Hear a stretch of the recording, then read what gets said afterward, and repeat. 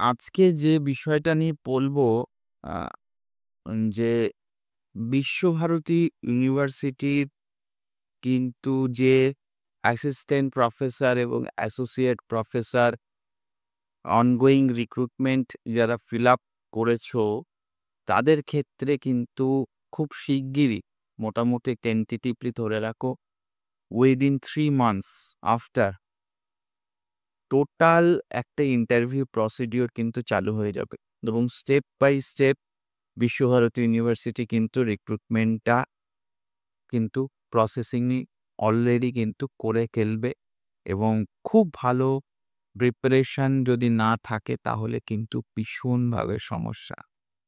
তার কারণ হচ্ছে বিশ্বভারতী ইউনিভার্সিটি দেখো এটা সেন্ট্রাল ইউনিভার্সিটির রিক্রুটমেন্ট এবং এটা কিন্তু গভর্নমেন্ট অফ ওয়েস্ট বেঙ্গল সেরকম বিষয় নয়, স্টেট গভর্নমেন্ট রিক্রুটমেন্ট নয়। তাহলে তোমার লেভেলটাকে সেই হাইলি যদি না হয়ে থাকে তাহলে কিন্তু রিক্রুটমেন্টে চান্স পাওয়াটা ইজ ভেরি মাচ ডিফিকাল্ট। আরেকটা জিনিস যেটা বলবো সেটা হচ্ছে অ্যাট প্রেজেন্ট সিচুয়েশনে দাঁড়িয়ে তুমি না তোমার ডিগ্রি কিন্তু বাড়াতে পারবে না। তাহলে তোমাকে যে জিনিসটার উপর ফোকাস করতে হবে সেটা হচ্ছে ইন্টারভিউ। কারণ ইন্টারভিউ এমন একটি পদ্ধতি, এটাই হচ্ছে ফাইনাল সিলেকশনের জায়গা ইন কলেজ সার্ভিস কমিশন আর ইউনিভার্সিটি সার্ভিস কমিশন যে কোনো।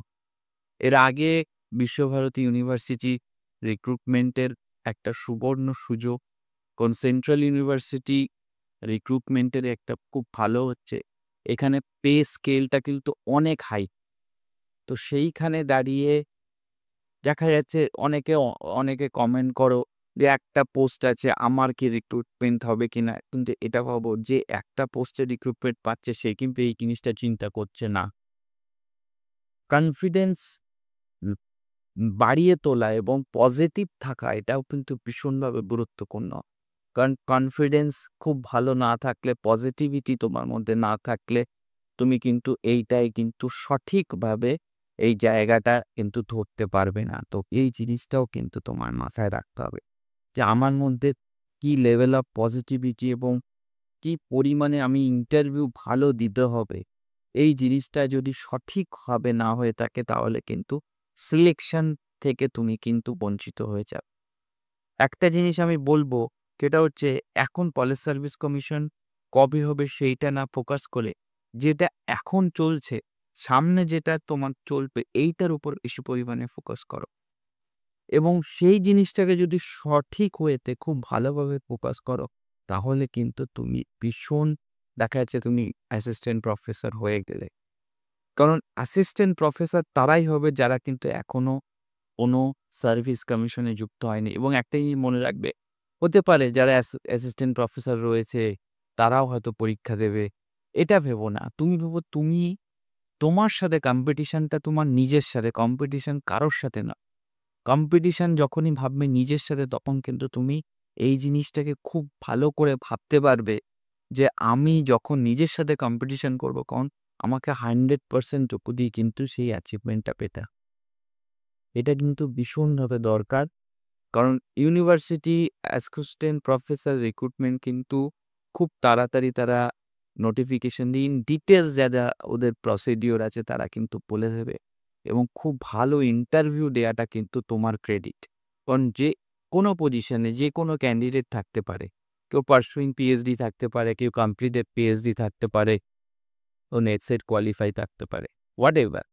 কিন্তু একটা জিনিস মনে রাখবে, পিএইচডি কমপ্লিট হলেই যে সে ভালো ইন্টারভিউ দেবে এমনটা কিন্তু নয়। ইন্টারভিউ কিন্তু ভীষণভাবে গুরুত্বপূর্ণ। অবশ্যই সেন্ট্রাল ইউনিভার্সিটিতে কিন্তু তোমার নলেজ, তোমার দক্ষতার উপর কিন্তু ব্যাপক পরিমাণে ফোকাস দেয়। কারণ সেন্ট্রাল ইউনিভার্সিটির প্যাটার্নটাই এরকম যে যখন তারা রিক্রুটমেন্ট শিডিউল করবে সেই রকমভাবে কিন্তু যদি সঠিক ওয়েতে তারা সেই ক্যান্ডিডেটকে খুঁজে না পায় বা তোমার থেকে যদি কেউ ভালো দেয় তাহলে কিন্তু তারা সিলেক্টেড হয়।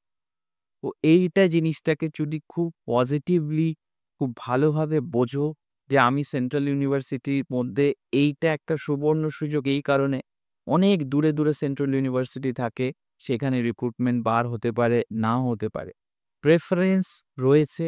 প্রেফারেন্সটাকে কাজে লাগিয়ে যদি সেন্ট্রাল ইউনিভার্সিটিটাকে এই রিক্রুটমেন্টে তুমি সিলেকশন পেয়ে যাও তাহলে কিন্তু এর থেকে ভালো কিছু আর হবে না।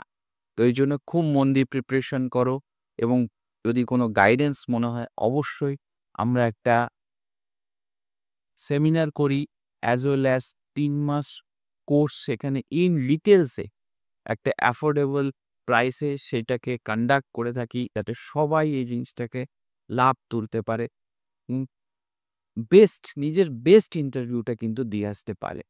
তো খুব মন দিয়ে প্রিপারেশন করো, খুব ভালো থাকো এবং নিজেকে এমনভাবে তৈরি করো যাতে তোমার থেকে ভালো কেউ নেই। এই জিনিসটাকে প্রুভ করতে হবে ইন্টারভিউ বোর্ডে।